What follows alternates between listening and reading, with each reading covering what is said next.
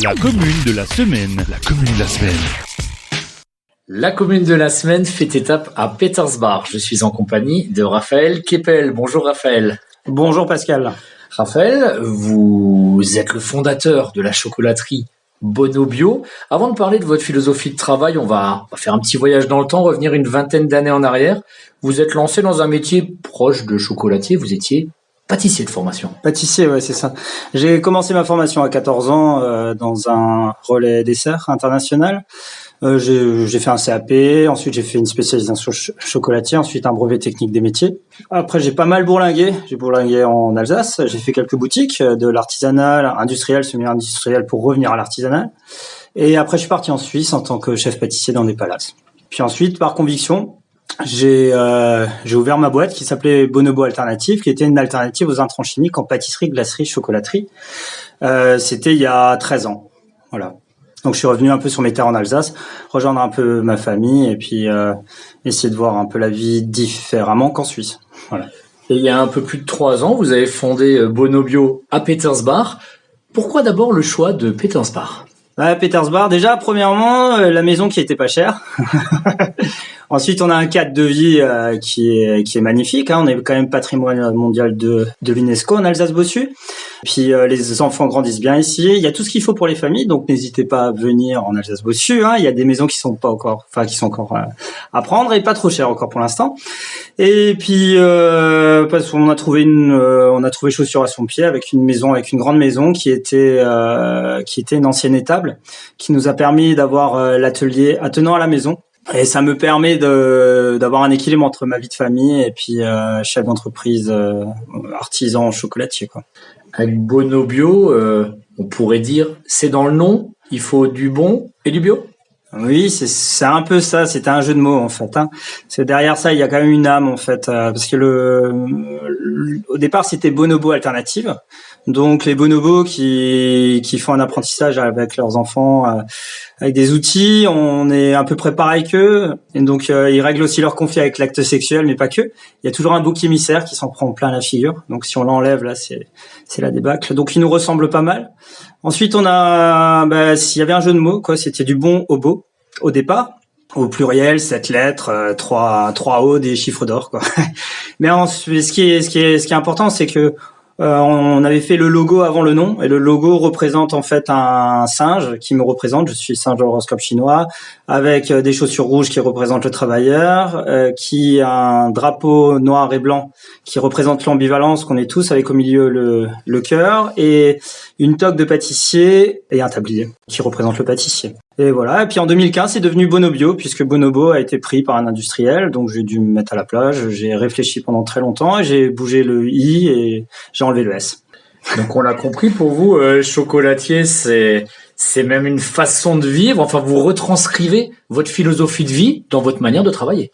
J'essaye de retranscrire ma philosophie de vie déjà à mes apprentis, à l'espace, dans cette espèce de bulle où l'on travaille.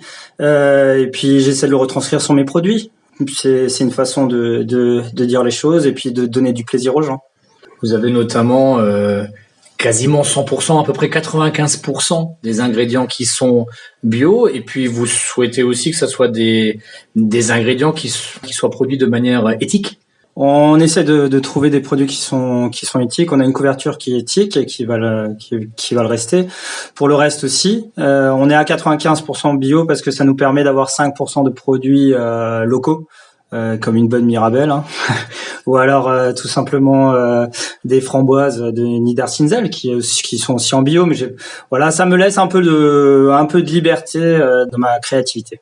Quand je croise des artisans avec cette chronique, la commune de la semaine, souvent les gens sont amoureux de la matière. Vous voyez le menuisier qui aime toucher le bois, le métallier qui aime mettre sa main sur l'acier. Est-ce que vous êtes un amoureux du chocolat ? Vous aimez plonger votre doigt dans le chocolat ? J'adore de plus en plus.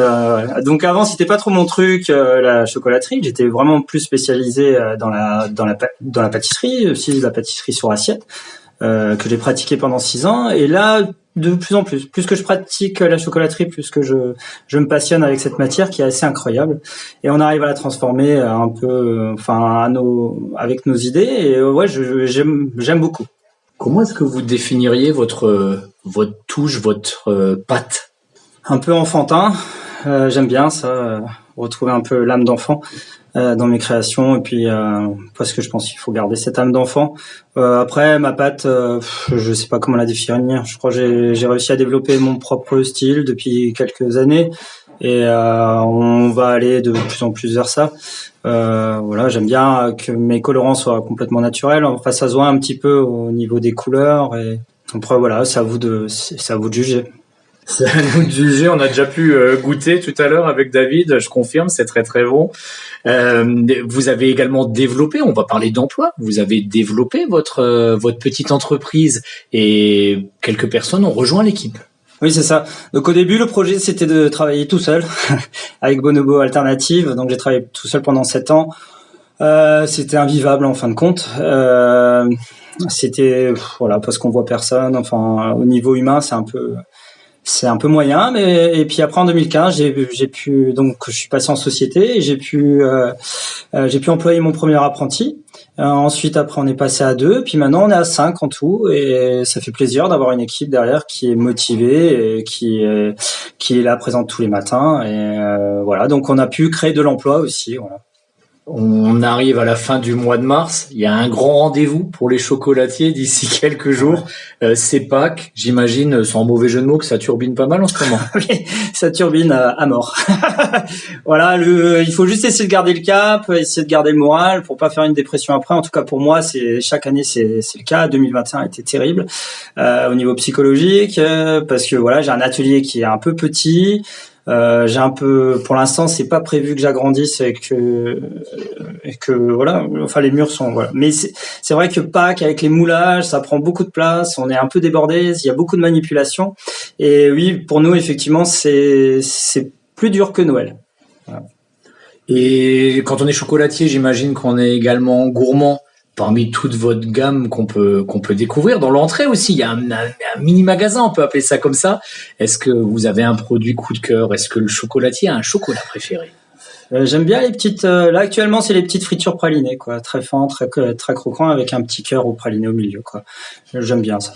Alors, on invitera les auditrices et auditeurs à être gourmands du côté de Petersbach chez Bonobio. Merci beaucoup, Raphaël. Merci Pascal.